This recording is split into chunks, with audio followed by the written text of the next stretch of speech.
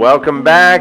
We are back. This is another week, which means that Amazon has had another episode of The Wheel of Time. This latest one, episode 4, is called Daughter of the Night. With us, as always, to talk about it is Lady Catherine and G Mama. Hello, lady. Hello, puppets. All right, let's jump right into it. It starts off with Samael and talking about blood. A lot of blood talk. Yeah. To me, he looked like he was in the sewers under the manhole cover that he came from. And the crack appeared to be the same as the last one. So that's just appears to be the valley of the releasing area. I don't know how it became from the Blythe to he could go underneath it, but that's what it looked like to me. I was wondering that too. Is that still in the Blight? Is it because when he was walking there, he was under there were these like big rock towers or whatever, and it didn't look like some desolate area. I mean, it was a lot of rocks and stuff. So I was kind of wondering if it was still in the same place, or if when you're underneath it the whole landscape changes. But it was that seal that was broken. I agree. But when they were going to it, there were the seven rock things that looked like killer stinky bugs, and they were inside the Blythe. And I think that's what he was from that point of view inside there in that area. I did think that the Voldemort rebirth, it was part like Karri being like soaked in blood, and then part, Voldemort being reborn. But both creepy. A Voldemort covered with blood and like Karri is gross. But I do like that we figured it out with her. Yeah, you called that one. It was the same person. We saw that he channeled whilst reciting this old tongue thing. Did the two work hand in hand? Did he need to have the poem to free her? So I think so. It was a prophecy, right? Because we learned later too that there was this prophecy, and when they read the prophecy, it had all those same words. So to me, that was part of the magic of bringing the other Forsaken back, or to the land or whatever. Part of the ritual. And he was speaking the old tongue, but when I rewatched it, like one of the first words he said was land fear. Yes. Something. I mean, it was like parcel tongue, old tongue, like all that, but he said land fear. Land fear.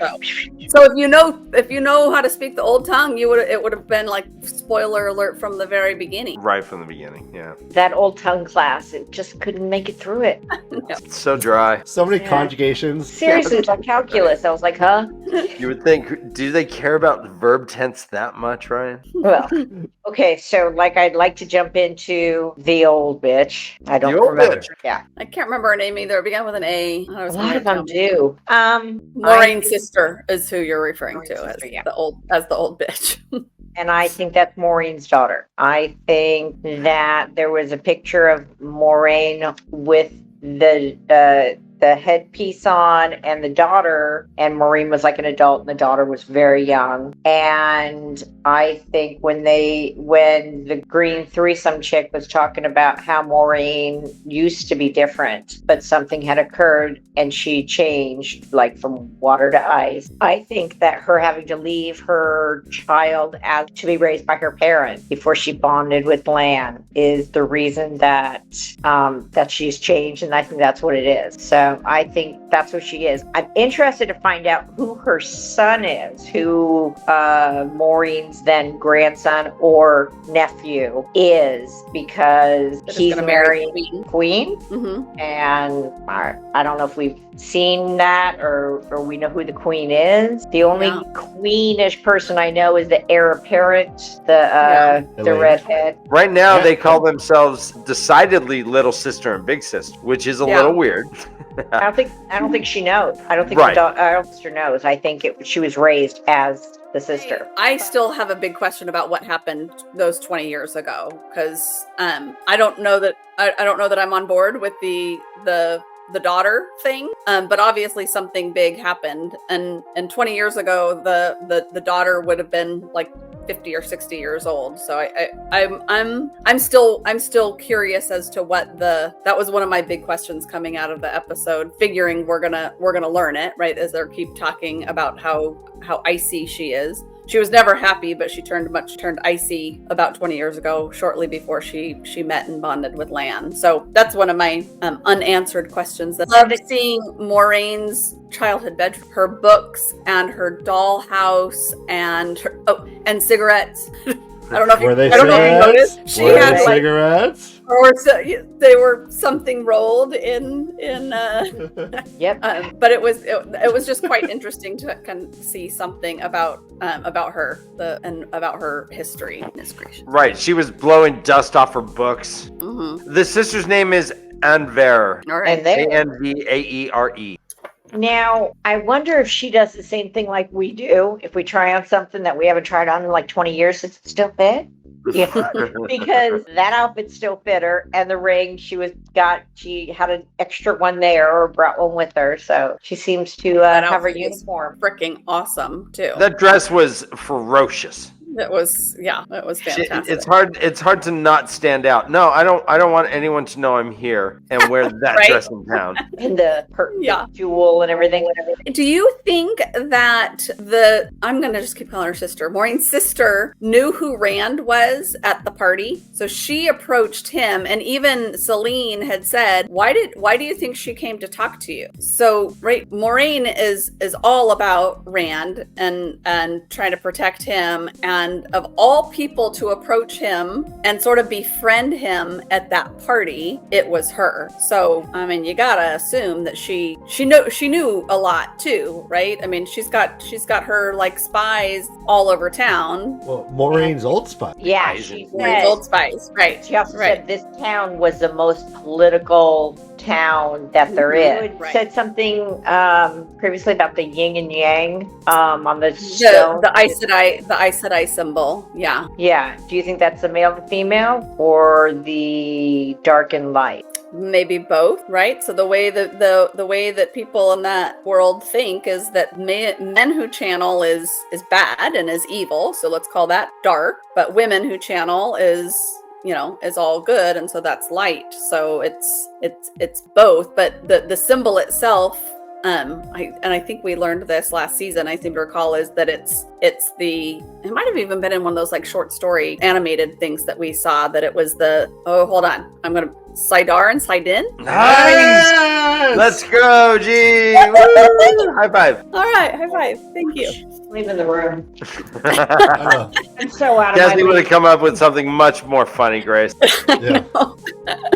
But yeah, but that symbol, it was on the seal, I think, under when Ishmael brought Lanfear back, and where all the Dark Friends were meeting in past episodes. So what is the Aes Sedai symbol seems to be everywhere where all the Dark Friends are. So I don't know if the Aes Sedai took it over, as now it's their symbol, and it used to be the Dark One symbol, but it's kind of weird that everyone's sharing the same logo. Kind of, somebody should get their own logo. Unless the center of the logo is a light and dark, and then it goes out from there as the wheel turns, each different thing. But the center, the core of it, is light and dark. Yeah. The constant battle. Do you think that each Forsaken has their own manhole cover? No, I think they're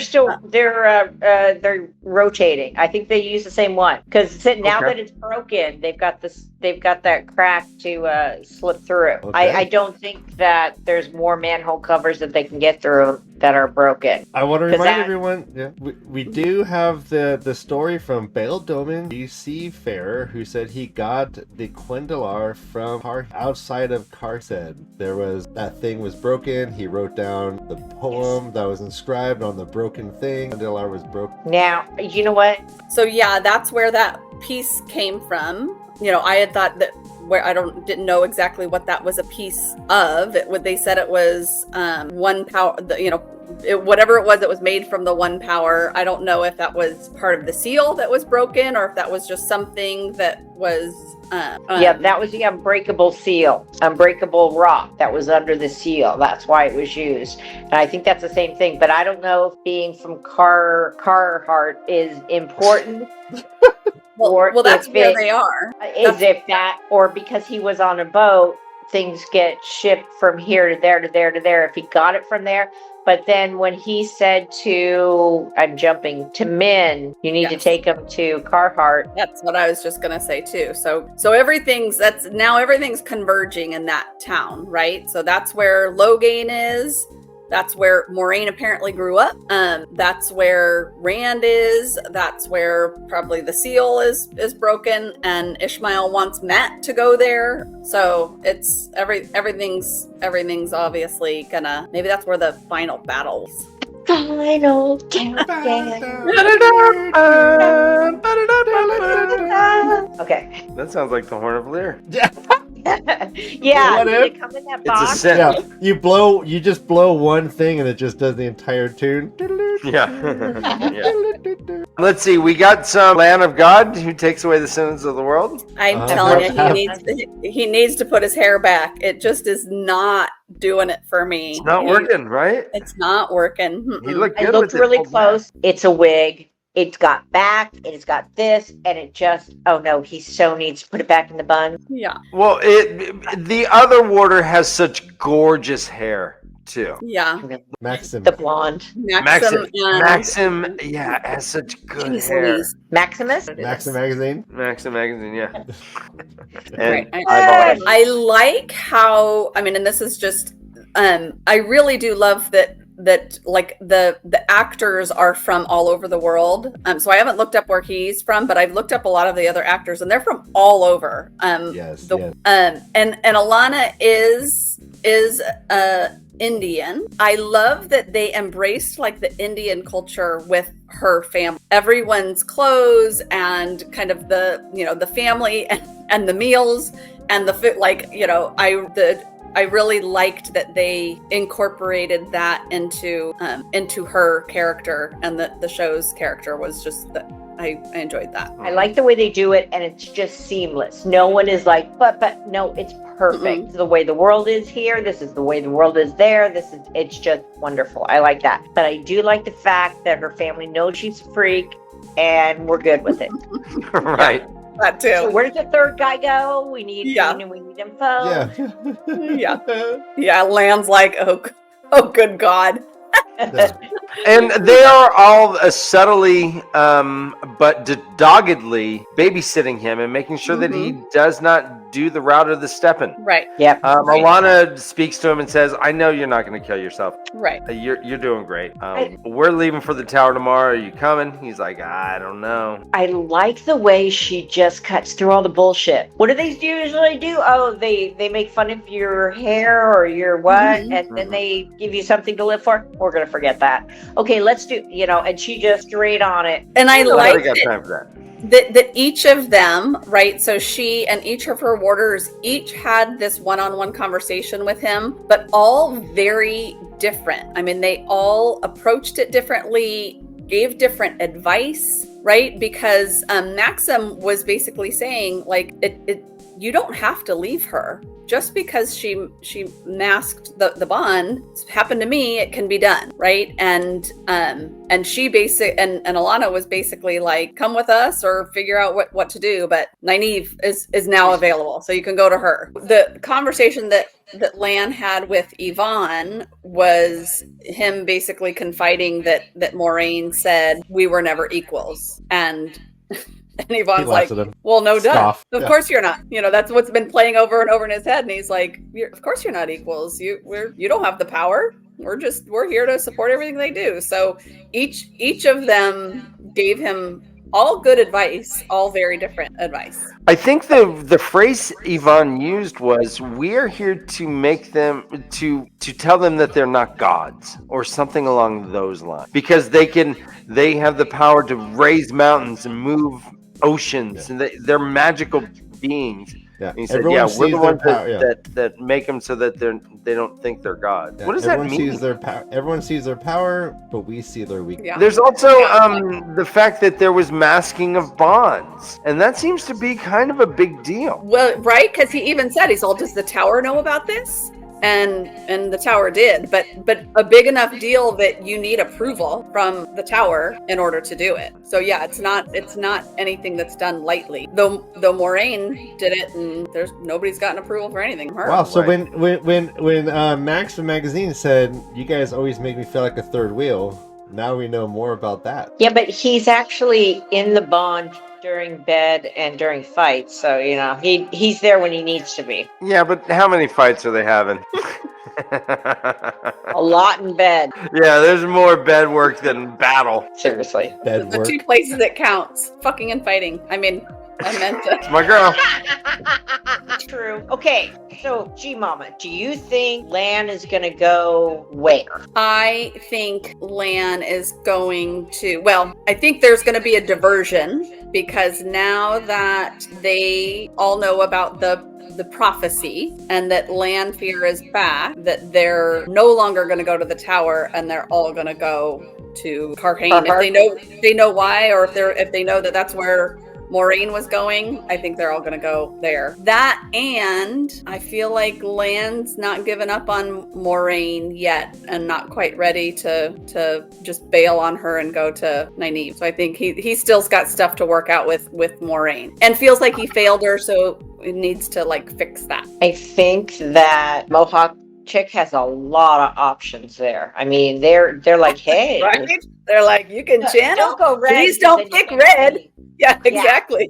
Yeah, So I don't think she's gonna have a problem with the warder. seriously. He's all. Catherine's like, Also, man, what do you think? Tarva I Law's am the way to super go. stoked. I really like the storyline and the way Perrins is going. Okay. I'm just confused at the way that the Dracula said to him, the more you embrace the wolf, the more you're mine. So I'm wondering if Bob Marley is working with Dracula, because he said he's basically wolf in human form. But I did like the way that they were showing him visions and all. I thought that was really cool. Yeah.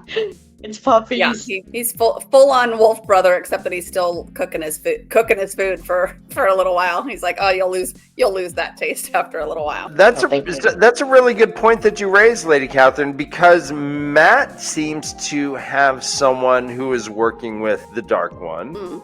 And so the Dark One has taken interest in the boys, so it would stand to reason that perhaps Elias is on the payroll as well, perhaps. Possibly. It, I don't know. It makes me wonder, what the heck was going on in the Two Rivers to get these two women who can channel, the man who Grace, can channel. one of them is the strongest that we've seen in 1,000 years. Strongest has ever existed in 1,000 years. We've heard that once or twice or 85 times. The strongest in 1,000 years. A wolf guy, like a wolf brother, who by the way, when he was learning all this stuff and figuring out, he never once asked, how did this happen? Or why is this me? There was never a question. It was just this figuring out how to deal with it, but he never asked why. And then it's Lepto. Yeah. And then back to the sort of the dark friend piece. Elias mentioned that he doesn't like to be around women who channel, and that the Aes Sedai don't like what they don't understand, and neither do humans. So it very well may be that they don't understand men who channel. They don't understand kind of this other thing. So maybe there is a sense of, I don't know, maybe the Dark Ones aren't so bad, except they seem to kill a lot of people. Well, let me also remind you that Perrin comes from a bucolic background. He is rural AF. Wolves are things that eat your sheep. They aren't like pets. They're not fun things. These are enemies to the shepherd. Mm-hmm. Right. So he didn't grow up with wolves being like a cool thing. Wolves were something that you had to keep an eye out for and shoot it with an arrow if you can, because it's going to eat your sheep. Yeah. But they see his ex-wife or his past wife every night in their dreams. Yeah, what do you make of that? Well, because they're all connected, and again, that's how they communicate through their visions, so they can see each other's visions. So as he's sleeping, that's what he's seeing, so that's why they see it. That's why he saw the stag, because somebody else had kind of sent that vision through. Do you think he's dreaming of her or Egwin? Ooh, good question. Because I think he, I'm sorry, you're gone. Egwin is still. Well, Elias does say that the wolf next to him, who we later hear is named Hopper, or something also like that. Lost a mate. Close. I liked his response that he's like, "You're getting there, close enough." Yeah, it's close enough. You're good. But It looked like he was trying to catch the fire. Beth, do we consider this wolf influence a positive from the light, a negative from the dark one, or a neutral?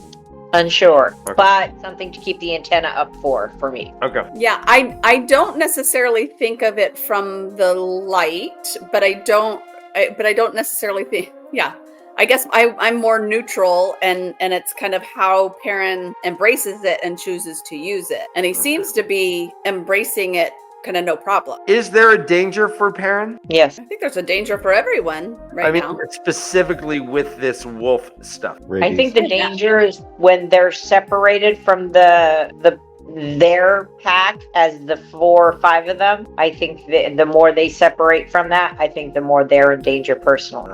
Like, I think Matt is out with Min, and I really liked Min until tonight. But I think he's in danger because, like, Egwin and Mohawk are good because they're together. They've got each other. Okay. But when they start to separate more, I think that's when they get more danger. I think they meet each other and they build each other's strengths. And that would go to Matt not going to Egwene in the garden last episode. Right. Okay. I do think that I agree with that. I like that perspective a lot. I do think that Perrin is also in danger because I think in general, wolves are not seen as you just described, as these welcoming, domesticated, cute, cuddly animals. They're vicious, and they tear people apart. So I don't think him being seen as that is gonna bode well for when people find out. If they had brought Leo along and got him out, I think that would have been better. But just by separating him because I think Leo's a good support system, by separating him from all of them, because he said, this isn't your pack. Well, you're assuming that this is, but I think he already had his pack when he grew up. We started talking about Matt and Min a little bit, and one, it just cracked me up that the first time we see Matt, when he's like not in prison, he's rolling the dice again. He's like drinking and gambling. He's like, all right, I'm no longer possessed by the evil thing. I'm no longer in prison, so I get to gamble again. Woohoo! And I'm losing all my money, but that means you're rich, so you're buying the next round. Yeah, I also suck at gambling, as it turns out. Now, go ahead. I really like Min, and I don't. That guy showed up. I just don't think that she's going to support him as he's demanding. I'm hoping. Well, she didn't expect him, right? She didn't expect it to be him. She didn't know who was meeting her. I was wondering if at the beginning part of that scene, if it was real, right? So she was having all these visions of what was happening, but she was having visions more of the past, it seemed, right? Her past. And then he was there, and then he was glitching a little bit in the beginning. There was like a couple of these flashes where he was glitching. So I'm like, is this real or is it not? Is he infiltrating her memory? Is he really the person that Leanne sent to? See, that's a or thing. Leandrin, sorry. Because that was the whole thing. Leandrin was sending somebody to give her the instructions of where to go next. So I and I got a whole thing on Leandrin too, because she is a super complex character. But so I'm not sure that's he might just have known that she was there and be infiltrating. And again, he's got some tracking devices on all the kids from the two rivers, so he knew Matt was there, and he wants Matt in Carhane, where everyone else is. But he knew what she was getting from the red. Dude knows everything. Yeah. How does he know this unless he was, I mean, I didn't even know that she was supposed to be getting rid of her power. Well, I didn't know that was the deal. How does he know anything? How does he know? He said he's told Perrin, I've been watching you. How does he know anything? He's like the great and powerful Oz. Like, he just knows shit. Like, and then wherever they are too, right? So one second he's in like Carhane, and then the other he's on this road. He just appears places too. So he apparently doesn't need to kind of travel in the same way. He's not human. So I'm very, very iffy on Liandrin. I mean, Min struck a deal because she wanted to lose her visions. So her deal was, I'm going to take him wherever you need because I'll lose my, and then you'll do me a favor because I don't want these visions anymore. She wasn't expecting to see the evil dude to do it. No, and I wonder if he didn't seem pleased about it. I wonder if he travels like the Fade, because the Fades fade. Fades like fade in and out, and they can jump like space. I wonder if that's how he can. Maybe that's why he'd be glitching, because he was catching up with himself. I don't know. That's just of the butt. But I had my basketball sneaker on the ground one time with the shadow, and out popped a high top fade. Fade. I think that after the fire, Randy either burned his hair or got another buzz cut, because his hair is really, really short again. Well, they referenced that, right? So when he went to see Logain, he said, I can see the red. You're trying to keep it short so that we don't see it, but I see it. So I think, he makes sure he keeps it short all the time because he doesn't want people to see that his hair is red. But it just looks shorter than the last episode, that's all. What do you think about him gallivanting with Celine, going to go see her old home? Right. So she said again, she's now said to him a couple times, kind of convinced him not to be alone. He wanted to be alone, and she convinced him not to be. She said that again this time, and then, he's like, I can't go. I'm not going with you. And then she said, if that's you really want to be alone, so full on manipulating, so that then he changed his mind and went with her. She knows how to pull him, but he's got a job. He doesn't have to call into work. He could just go, oh yeah, let's go on vacation. I got this comp time set up. So, he finally worked his way into working with, Voices Man. And then all of a sudden, now he's not going to show up and do his job. He's an independent contractor. He signs a W-4. It's okay. Okay. Yeah. So if she's then like having this, and we've talked about this compelling or not, if she's somehow convincing him with that he needs to be where she is, and she's clearly lying. Yeah, exactly. That's why he's like, I guess we'll go there. Right. She's lying to him for months on end, but even like kind of that day, every piece of it, and she keeps talking about this other guy. So I'm wondering if the other guy is like the dark one, right? That she had this relationship with, and that she kind of loved, and then saw her for who, I don't know. I was just kind of trying to figure out, I'm like, who is this that she's talking about? That's how I figured it was. Yeah. Well, let me ask you, if we didn't know, you guys are assuming that Celine is perhaps Lanfear and is part of the dark crew, right? But if we didn't know that, would you think that Celine is a bad influence on Rand right now? She's, I don't know about a bad influence, but she's just, I don't know, she's just been sort of questionable to me in terms of like her past and her, and then she gets into this party and is able to like find like I don't know, she's been a little bit of an enigma to me. What do you think, Catherine? I think the fact that when he started swirling powers when they were going to get it on, and she didn't have a problem with that, obviously that there was something going on. But is it negative? Is it a bad thing for him? Is it a bad influence, or is this what he needs? I don't think it's what he needs. Okay. It may be what he wants. Well, it's all hard to say now because she is evil. So she's one of the Forsaken. The worst of them. So we hear. So the propaganda reads. So let me ask you a question. Jumping to that area, they get to this place. She's talking about the cabin that she went with, Gandalf the Grey. And there's no cabin. They're standing there to let. Oh, okay. Well, that's a nice cabin. Then in the middle of the night, they wake up and are attacked. They're sleeping outside of a building. Right. I know. Yeah. I thought that too. I'm like, seriously? They're like, oh, it's right there, 12 yards away. Yeah, let's fall travel all asleep this way and sleep outside. Yeah. I just was like, really? Why? Because she didn't have the key. It wasn't her cabin. It wasn't her cabin, but they checked under the mat, and there it was. Lo and behold, Then they found it. They checked under Matt. under Matt.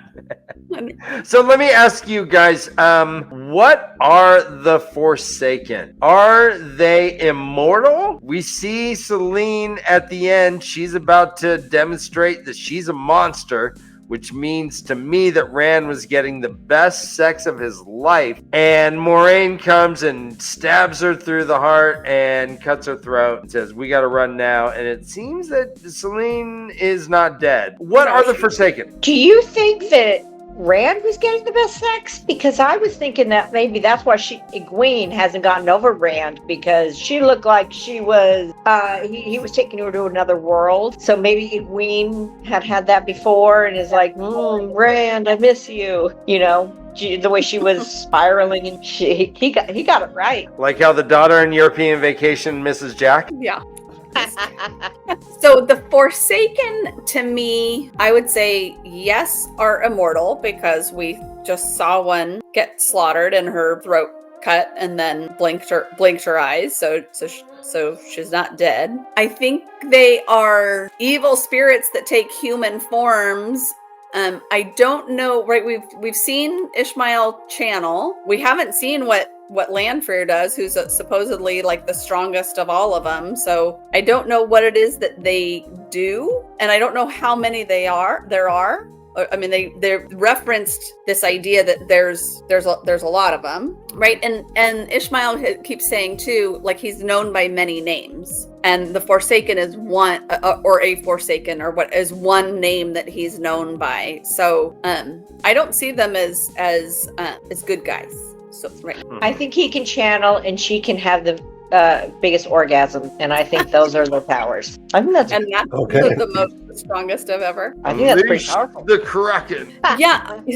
So I was super confused right before we found out who she was, when she saw him channel and was all freaked out, because I'm like, we just, like, last time you saw him channel and said, show me, and now you're freaked out. So that was a weird thing, I feel like, that the show did, because if he was channeling and she wasn't really supposed to know, they didn't make it evident that he was doing something that was more hidden than what she knew. Because I mean, I assume that when they channel, you really can see the light around them, because that's what we see. I was just about to ask. So is Selene he has channeled twice around Selene. Once, in the throes of making love, and once when he killed the Fade. Is she seeing those bands of light circle him? I think she is, because if they weren't really there, he wouldn't have shot it up and then burned the ceiling. So they actually physically are there. Or a thing. I think she was faking it because she's like, oh, you can do this? No, then you won't be so surprised when I do this. So I think she was trying to act all so that it would make him feel like he had been deceiving her and not being deceived. Yeah, I think you're probably right, but I kind of think the show did it weird, because he channeled in front of her once, and we all saw it. So for her to then be surprised that he channeled, it's like, Rand, where were you? And where were you? Everyone just saw that a few days ago. So that was just, I'm like, all right, that just didn't. It really isn't. Yeah, it's not really distinct whether it is visible or kind of like Brian the dog in Family Guy. No one really, or Stewie or Snuffleupagus. No, sorry. There was one thing that I'm now remembering, that when she tied him up and he's like, what are you doing? What's happening? So she wasn't channeling. She didn't have the same light coming out of her. She was like doing blurry. this like blurry thing. Shimmer. And he either saw it or knew something was happening. He's like, what is going on? And then Moraine like kills her. Stabby stab, yeah. Well, she got ribbed for his pleasure. What do you think that she was about to do? She said, I too am a monster, and she started getting shimmery. Mm-hmm. What do you think? What did Moraine interrupt? She was gonna kegel really, really hard. Kegel, just squeeze. Rip his dick off. Hurry.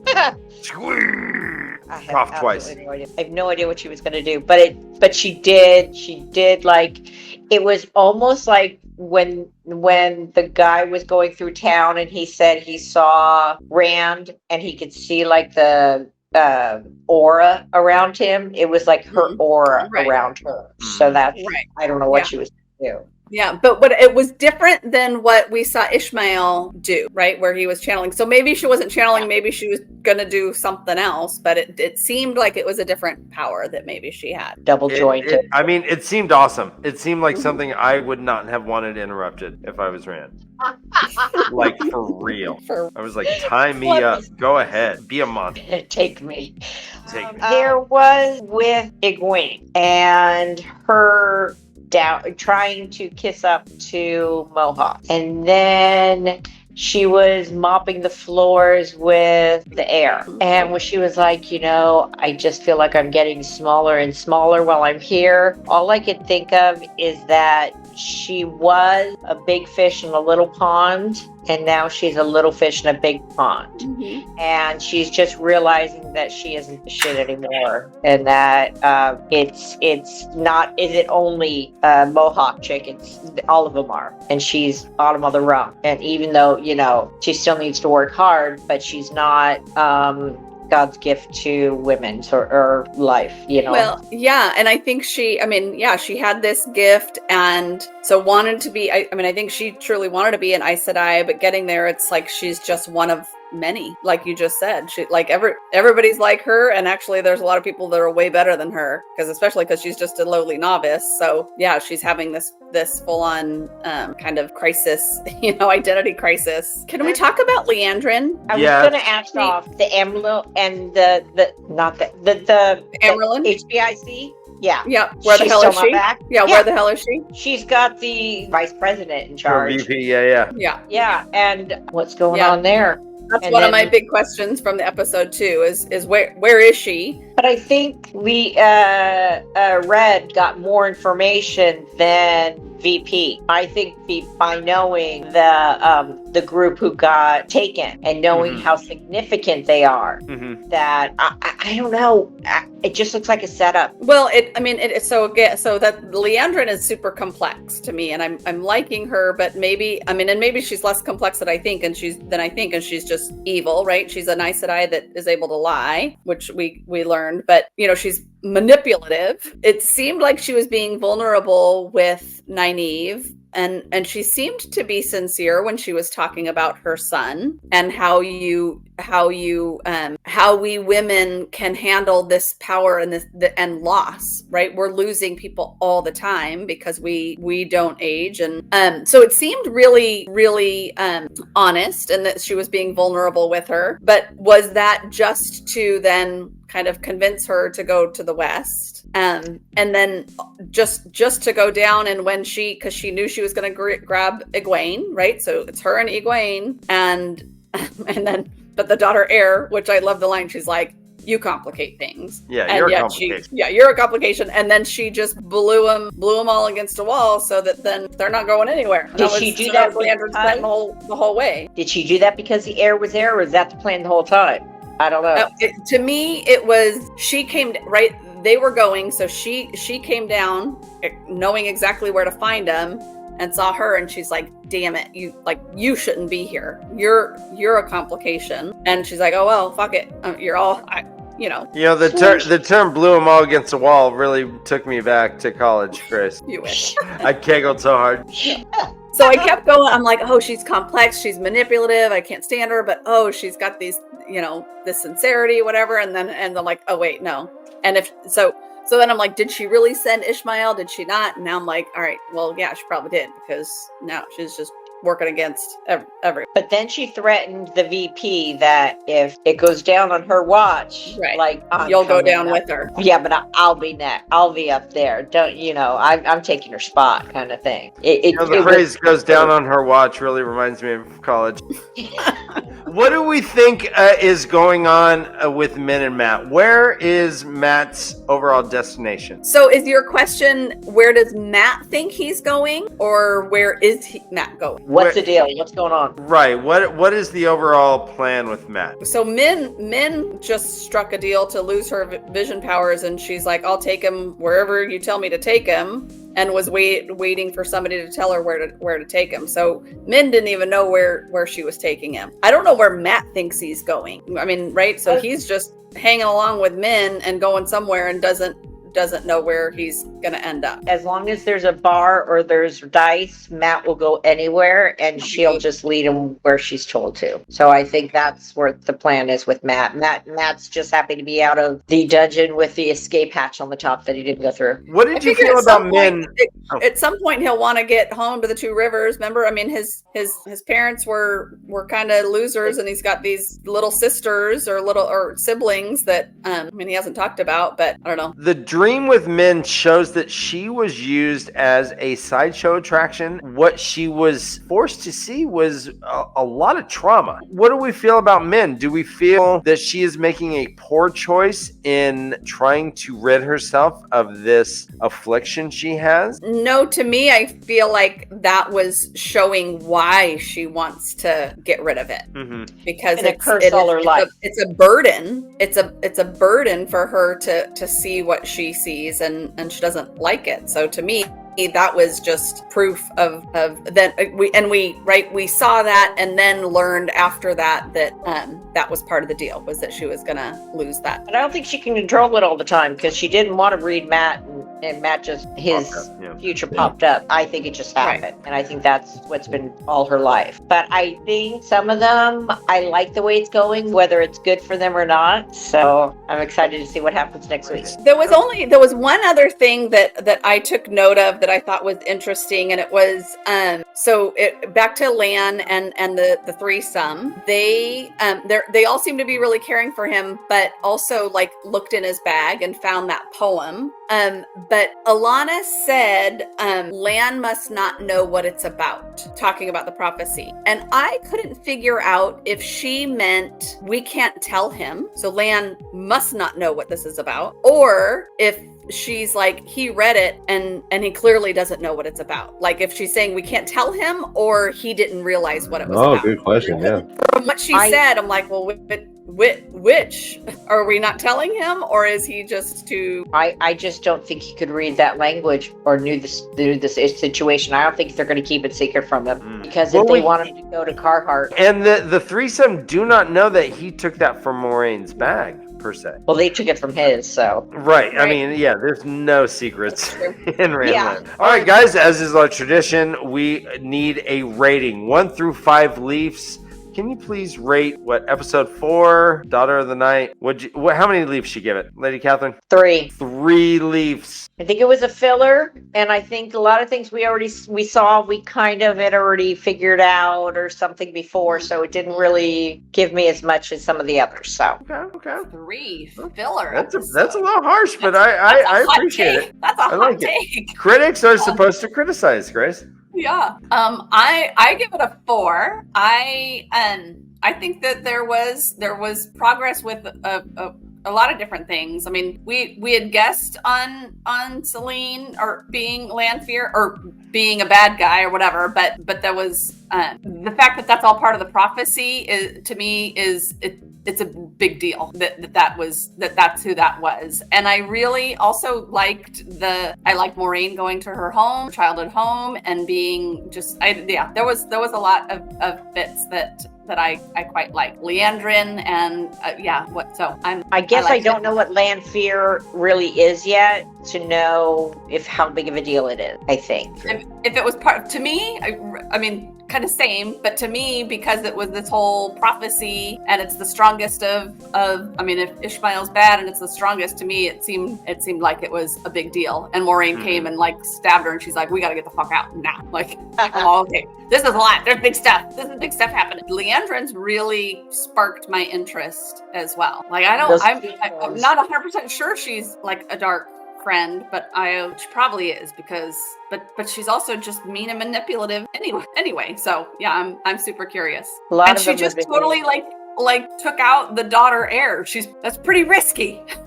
It's a risk. Well, guys, that I've enjoyed this talk a lot. That we do this every week with every episode drop. We are here with Lady Catherine and G Mama getting the non-reader reaction to the episodes. If you like what we're doing, please like and subscribe to this video. Leave a comment. We do all kinds of Wheel of Time content, so feel free to join us doing our live streams. We do 2 a week. Until next week, ladies, I love you and I'm proud of you. Well done. This is fun. We will talk about episode 5 in a week.